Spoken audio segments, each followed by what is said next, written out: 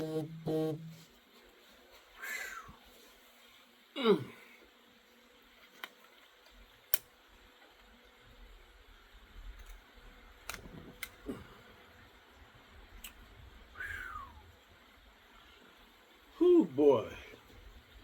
Well, good evening, good people. Mark Holmes here, and as always, I want to say thank you all for watching, commenting, subscribing, and being part of the Joe Boo Sports Report.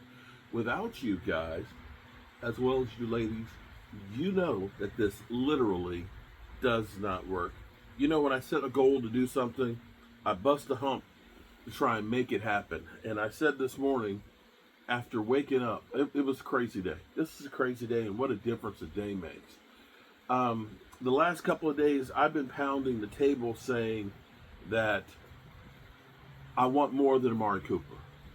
I'm tired of settling for this will be okay, this will be a one-year rental, we want somebody cheap and everything else. And I kept saying, I looked at the numbers between what Jalen Tolbert did versus Amari Cooper. And Jalen Tolbert's numbers, even with Cooper Rush thrown to him, were a lot better than what Amari Cooper did. And here's what's crazy. This deal, excuse me, this deal, the more you dig into this and the more you hear, the better this thing ends up being. I don't know what Amari Cooper would have signed for the Cowboys, but George Pickens is $3.6 million for this year. Now, here's where it's really, you actually have to say, this may be maturing right in front of our eyes, because he recognizes that there's a perception of him that's not good. Because the Cowboys aren't extending his contract right now. They're not. Nor does he want them to. Now keep in mind, he has the same agent as Micah Parsons. Oh shit is right. What he recognizes is, I have to fix me and the perception people have about me. Whether it's the Dallas Cowboys and that they come to the table and pay me a big contract, or elsewhere. And I'm going to say, this is a win-win for the Dallas Cowboys. Now, granted, if they weren't able to sign him to a long-term contract, if they believe that he's worth keeping long-term, it would be cheapest now. It's only going to go up. However, if it ends up being, it's a nightmare, he goes and he signs a contract with somebody else. Somebody will sign him as a free agent, and guaranteed it's not going to be for chump change. Not a guy who's only 24 years old right now. And chances are, you probably get a fourth or third round pick with somebody of his talents. So I'm going to say right now, he's already matured some. Because the first step in fixing a problem is recognizing there is a problem. Now, it's funny to me that the talking heads just saw Speak, Joy Taylor and crew basically saying this doesn't move the needle at all because the Cowboys are terrible and Dak just sucks and this, that, and the other. All they've done is solidify third place in their division because the Commanders, of course, are head and shoulders ahead of them. Kind of like the New York Giants, they said, after they made the playoffs with Daniel Jones. But that's okay. And people are, even Dan Saleo, they won't win 8 games. It's like, bro, as bad as the team was last year, you lost Dak. You lost 3 edge rushers before the season started. You lost Micah Parsons for 5 games. Zach Martin was never Zach Martin. You had 2 rookies starting on the offensive line. Your number 2 wide receiver had an infection in his knee. You didn't get your 3 starting cornerbacks to play together till week 12. And you didn't decide on who's going to be the lead running back till week 8. And with all of that, the Cowboys were literally a punt block touch away from winning 8 games last year. Right now, here's what I'm going to say about the Cowboys. And the Cowboys, Shane Slater, putting down truth out here, has gone on to say that Jerry Jones is probably somewhere right now drinking some Johnny Walker Blue, okay? Johnny Walker Blue, and enjoying that right now. He didn't go to 7-Eleven tonight to get some wine. He got the good stuff. And that they're probably done, although Stephon Gilmore may be still an option as we get closer to training camp and seeing how Savon Ravel and Diggs' health are. But at the moment, they're kind of done. However, I keep saying that, they still got that chunk of money sitting there. They got the rookie side. They've got Pickens here for a year for $3.6 million. The crazy thing is, as everybody goes through and say, oh, this guy's a cancer. Everybody's trying to poo-poo it. Like I said, people don't speak. But here's the thing. Had they signed Amari Cooper, I guarantee you it would have been more than $4 million. And as far as dealing with guys who had an attitude problem, you got to look at it and say, that was Amari Cooper. Amari Cooper, when he was with the Raiders, was checking out. People said, he's got issues, and so on. That's why the Raiders got rid of him. It cost us the number 1 pick. But immediately, him and Dak got along. Immediately. And it was an instant impact. To get Pickens there now, while OTAs are just getting started, man, that's huge. That's huge. So we got the whole offseason here to get him in the fold, to work with a new coaching staff. The things that the Cowboys have done, you may have been pissed off at the Cowboys, and we should be, for everything that's happened last year. But you got to look at it this year, and you got to say, man, this ain't the Cowboys, man. This is a we move different Dallas Cowboys. And maybe what it is this is Jerry Jones's, allegedly, Jerry Jones's last year of being involved as heavy as he is. That Stephen Jones, year after year, has been taking on more of the responsibility of the Dallas Cowboys. And that this is Stephen Jones who we worried about being cheap. Because I remember just a few years ago, Stephen Jones saying, when Jerry's gone, we'll take fewer risks. And we kind of gave the side eye like, bro, we ain't taking any risk in forever. Well, this is the biggest risk that the Cowboys have taken in a real long time. I guess you could say Amari Cooper was a big risk because he had supposedly checked out. It was the number 1 pick.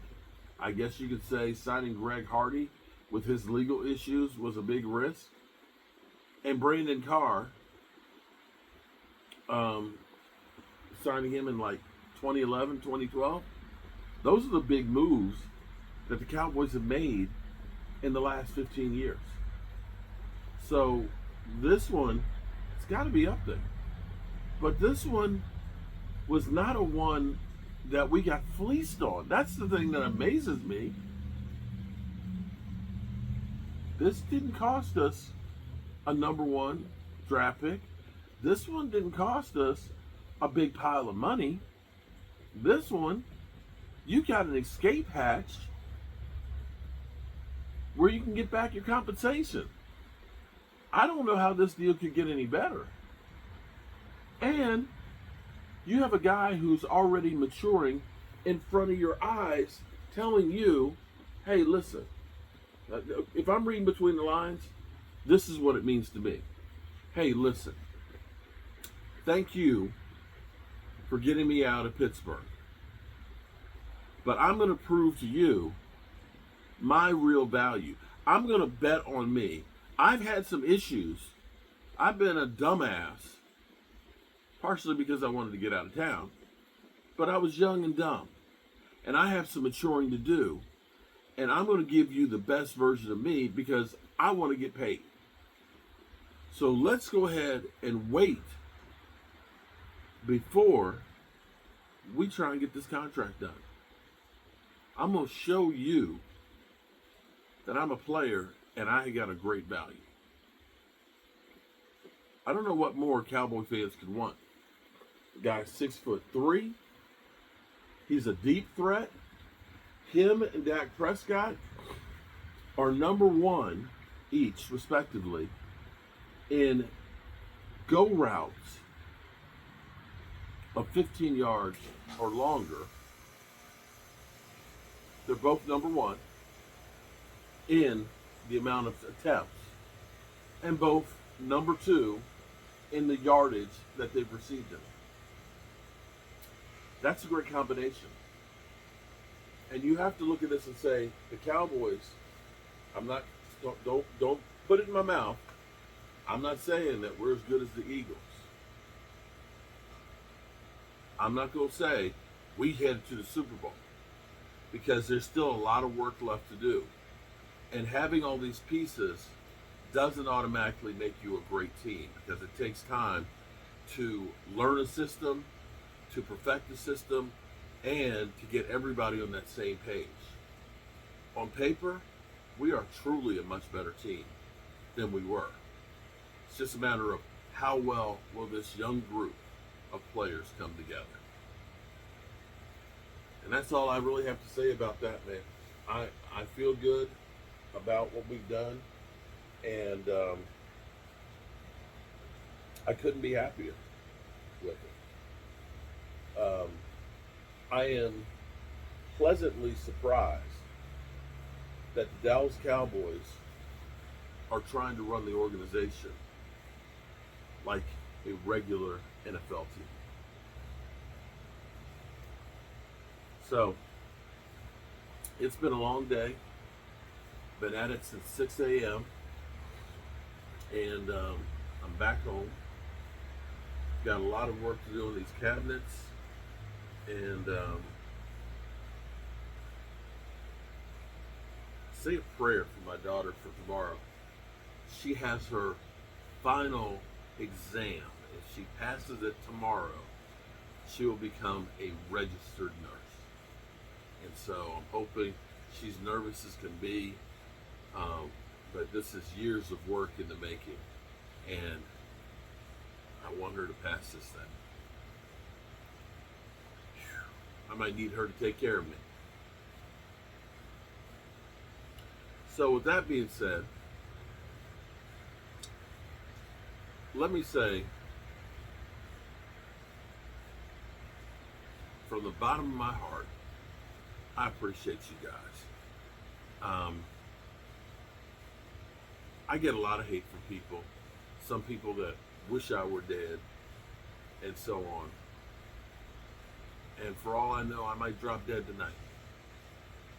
So, and don't act like that's something that can't happen.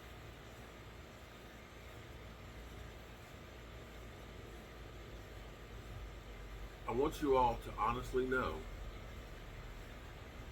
that I appreciate you guys. And this ride that I've been going through on YouTube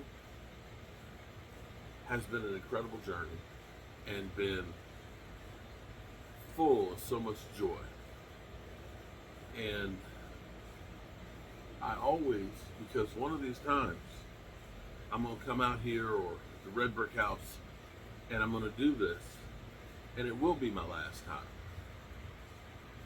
So I always want to make sure that you guys know I appreciate you and I love you all. And I think each and every one of us should make sure each day that we do that. I don't want to quote because it's Skip, because he's kind of in some deep shit right now. But Shannon Sharp, regardless of whatever happens to him, still said something to me that will stick with me for the rest of my life. And that is, every day you're writing your eulogy. No truer words have been spoken. Well, good people, I love you. Good night, and we'll see what tomorrow brings. Peace out.